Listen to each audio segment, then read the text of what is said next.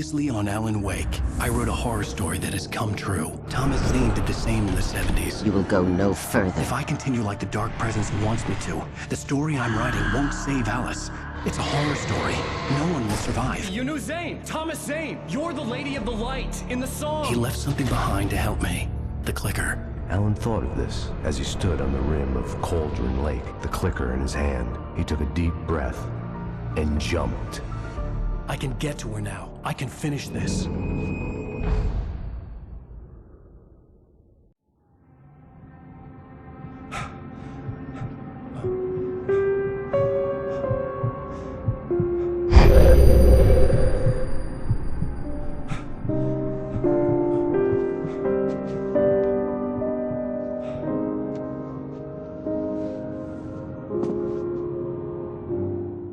I had a hangover.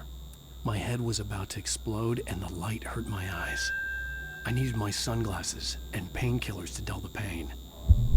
In one of my finer moments of self-deception, I swore to quit drinking.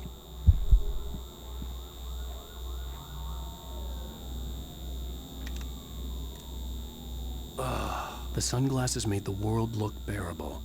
Now I could keep my eyes open without feeling like a vampire in the sun.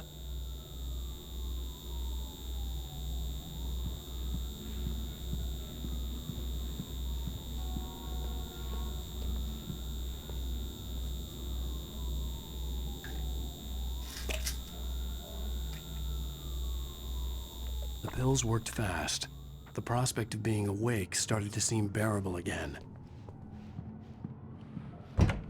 There was a message waiting for me on the machine. You have one new message. Al! Are you still asleep?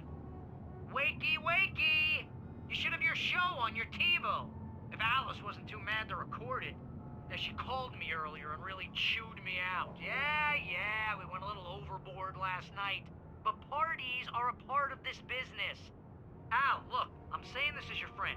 She's not doing your career any favors by trying to run your life like that, okay? I'll talk to you later, Al. Watch the show.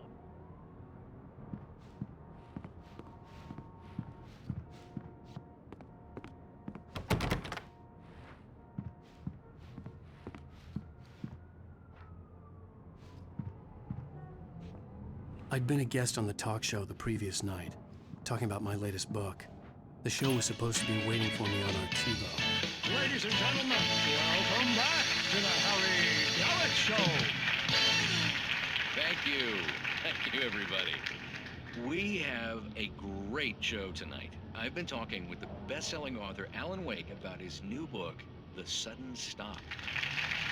Yeah, good read. Go buy it. No, it is a good read. Look, I'm gonna be honest here. Is that wise?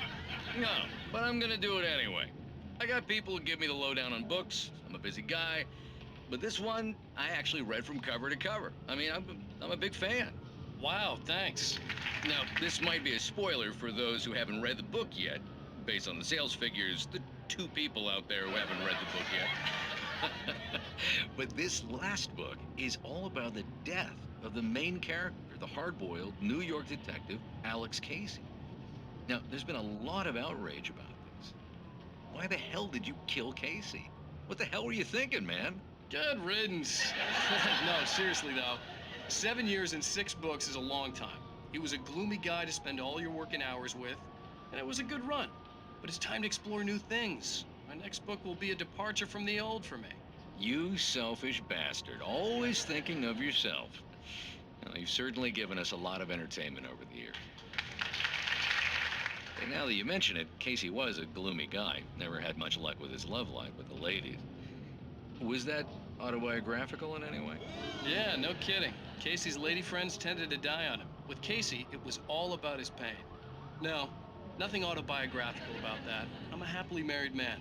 My wife is my muse. Well, congratulations. That's great to hear. So, how's the publicity tour been treating you? Good, great. But I gotta say, I'm glad to be back home in New York.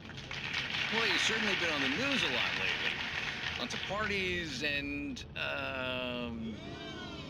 you got into a fight with some paparazzi. Oh, man. Well, that guy was really in my face. I lost my temper. I know that wasn't cool.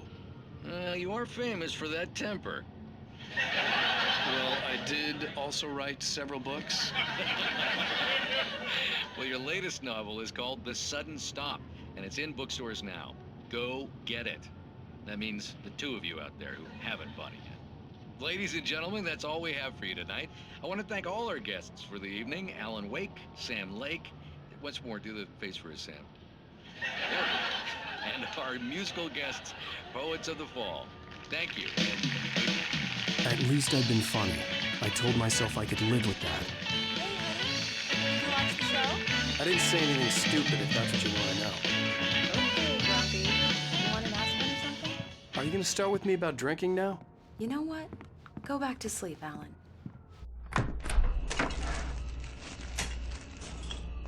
What? Now you can't even talk to me? Well, this morning I was angry because you said you'd be home at midnight and you showed up at 7 a.m. and passed out in mid-sentence. Now I'm over it. Are you angry? This goddamn tour. It's gotten out of hand. Oh, honey. It's almost over, right? We can get back to normal. Then you can start writing again. I'm sorry, honey. Alan, you're not thinking straight. Just take a shower and go back to bed, huh? Yeah, you're right, honey. I'm sorry. Once this is over, let's go away together. A vacation. Just you and me. Some peace and quiet.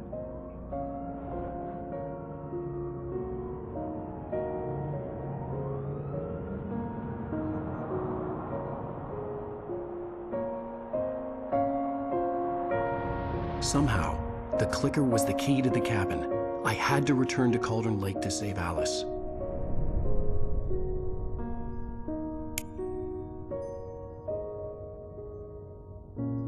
I'm going back to the lake to finish this. I'm going to write an ending to the story in the manuscript on my own terms, to make it all right. Why can't you just write it here?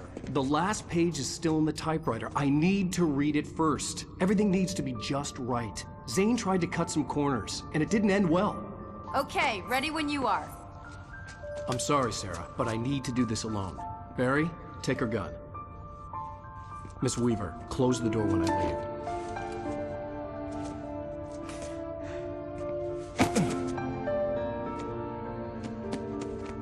Good luck, Al. See you later.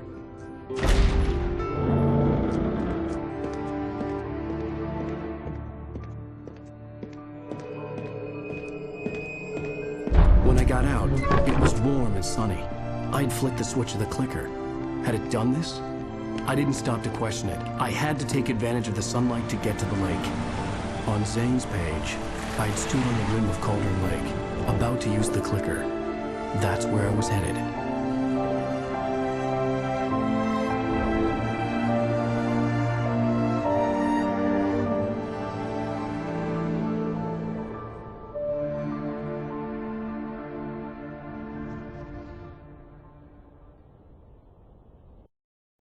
Alone, in daylight, surrounded by the beauty of the Pacific Northwest landscape. It was hard not to let doubt creep in one last time. I could still chalk everything up to a dream, a delusion. I had enough imagination to make up something like this, having been in the cabin all this time, trapped in a story inside my head, gone mad from grief over Alice's death like Hartman had claimed. There would be no way of knowing. I told myself it didn't really matter. My course was set.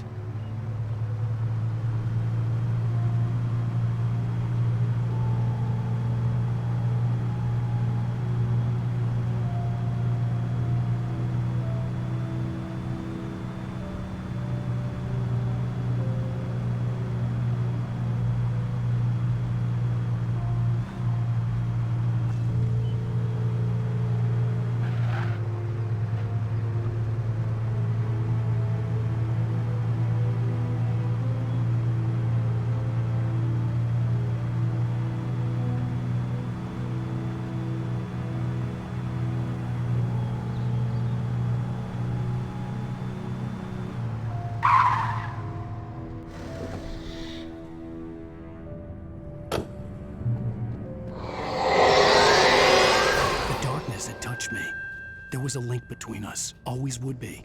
I could feel its presence again, getting closer.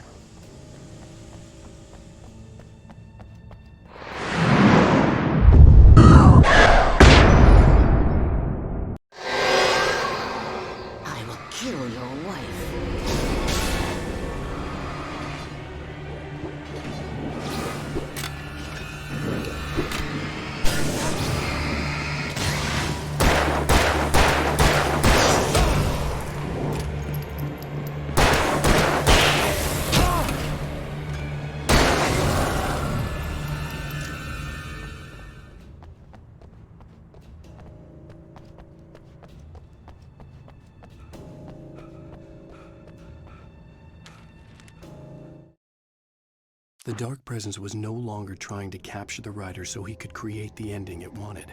The writer knew too much. He was too strong. And he carried a weapon left behind by Thomas Zane, something that could hurt it. Now, the darkness was doing everything in its power to simply stop the writer from ever reaching Cauldron Lake and the dark place it came from.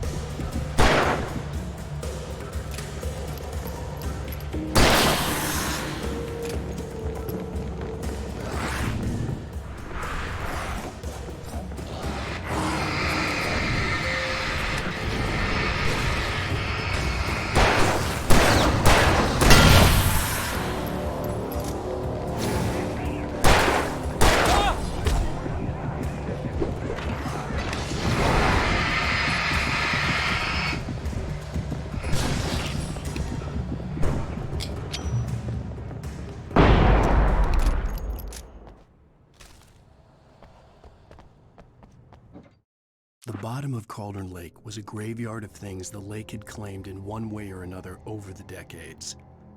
The Dark Presence brought them up in its wake, scattering the rotten waterlogged hull of an old boat here, the remains of a long-ago crashed airplane there, trees shattered under the impacts. The earth groaned. It didn't even notice.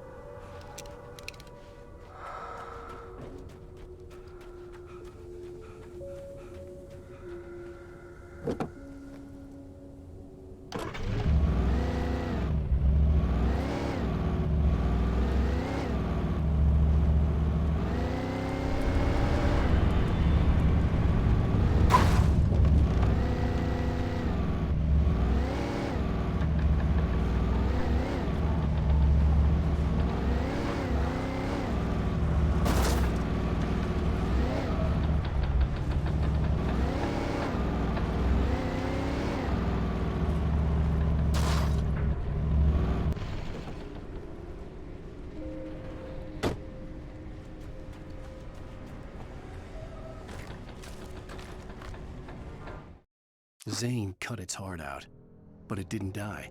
The thing that wore Barbara's face kept crooning sweet nothings sugar-laced with poison. He put on the suit, untied the monster from the chair. The thing in his arms thrashed weakly, but he held fast. He stepped outside, off the pier, and into the dark water, a sinking pinprick of light descending toward a bottom that never came.